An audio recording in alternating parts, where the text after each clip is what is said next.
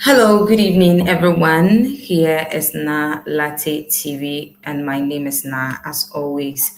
And welcome to our weekend live. It's exactly 8:19, and in the next 2 hours, we've got a lot of major topics we are going to deal with, and especially with the two major governance shakers that happened over the week. Talk of the transport issues, and then the former Minister of Finance, Mr. Ken Ofori-Atta saga. Then we added up with Mrs. Sedina Tamaklu Atieno. And as promised, I told you I'll definitely come your way with every update on this particular issue. And so, can we start? Do we have people on? Okay. And so, talk of the just a minute, just a minute.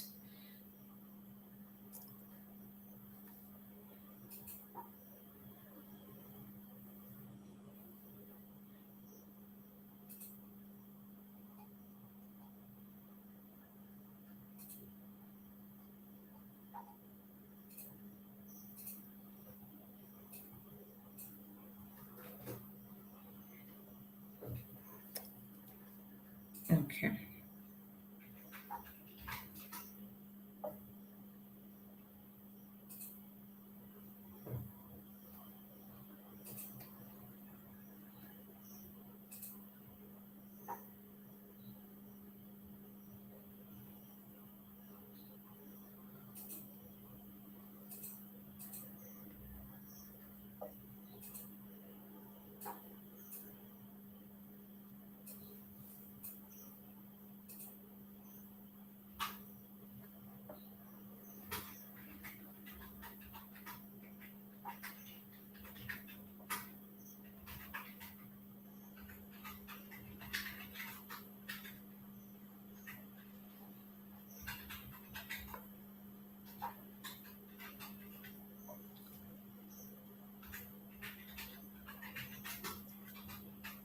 Okay, so we are live on Nalati TV, and like I said earlier on, we've got a lot of issues here on board that we would want to discuss, especially with some controversies that is hovering around governance here in Ghana, and talk of government policies, update on government policies, and all that.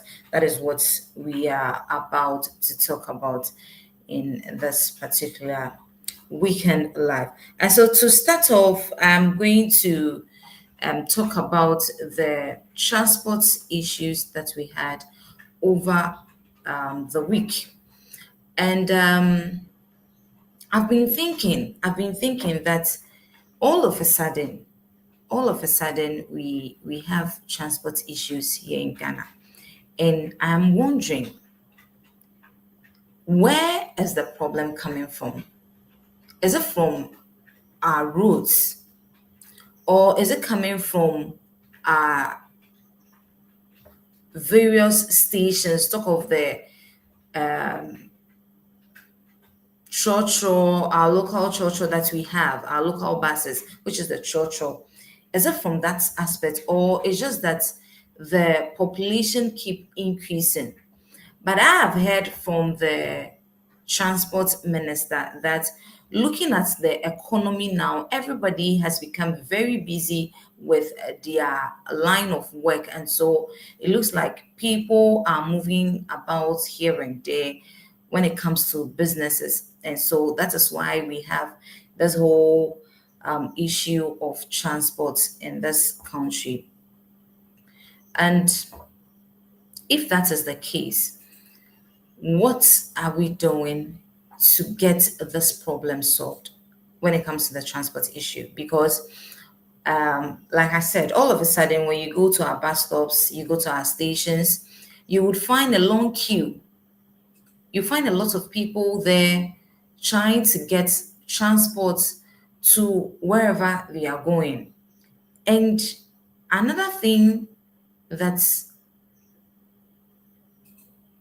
we can talk about when it comes to this whole transport issue had to do with our drivers.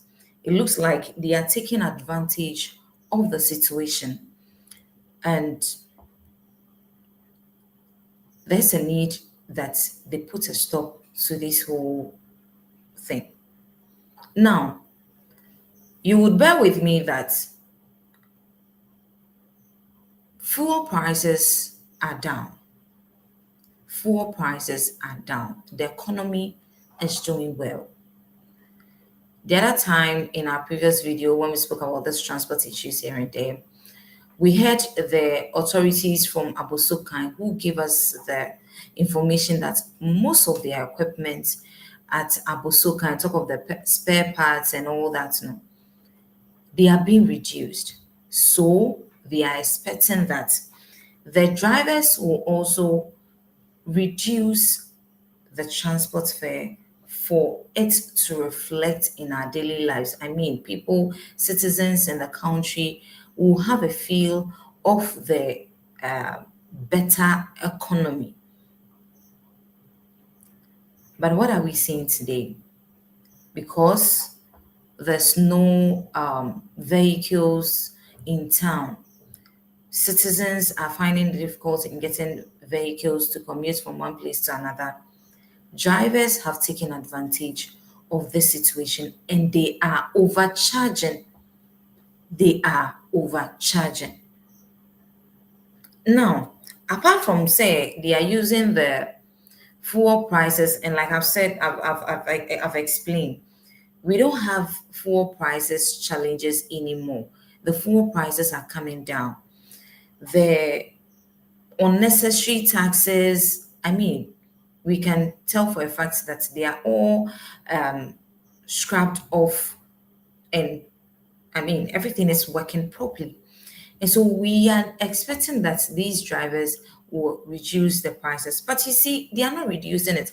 And now they are using what's their excuse now is now traffic. They are saying that there's too much traffic in town. And so that is what is causing them to increase prices on the first. Now, I have heard one man speak about this that there's no problem in drivers increasing prices on transport because it's a free economical world. Listen, that is not what we are encouraging. Even the other time I spoke about it that His Excellency John Dramani Mahama needs to bring out this control pricing thing so that not just on transport fares, but on our goods and services, especially the basic ones. Because we've heard that dollar has depreciated. The dollar keeps depreciating. Fuel prices are coming down. Today, I have witnessed it that even when you go to the gas filling stations, the LPG is, I mean, the prices are coming down. Dollar is coming down. So many things. I mean, the economy is working well. So why can't we have goods and services also dropping so that it will reflect in our economy? And I've seen the situation whereby a lot of people are using this for political gains and all that. Listen, let's not follow all those things. Let us look at the way forward, the most important thing that we can do to make things right in this country. I have seen Miracle Abwaji saying that the government is saying that the economy is well, but there are no vehicles in town. Citizens are finding it difficult to get transport to their various works or workplaces or to their various homes. You see, that is not something we should focus on. The main focus is that there's a problem. What can we do to solve the problem? There's a problem. Where from the problem? Let's identify how the problem came about.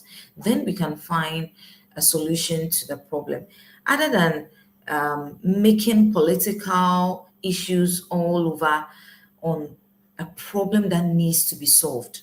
Now, Vice President Her Excellency Jane Nana recently visited the Metro Mass um, station, where she gave us the news that they are going to, the government has actually, let me give you the right. She stated that the government is assuring that plans are underway to secure buses for state transport companies and the private sector to help address the transport crisis in the capital.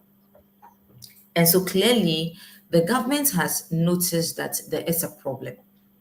We have transport problem. But you see, in the beginning, before this week, or before the Christmas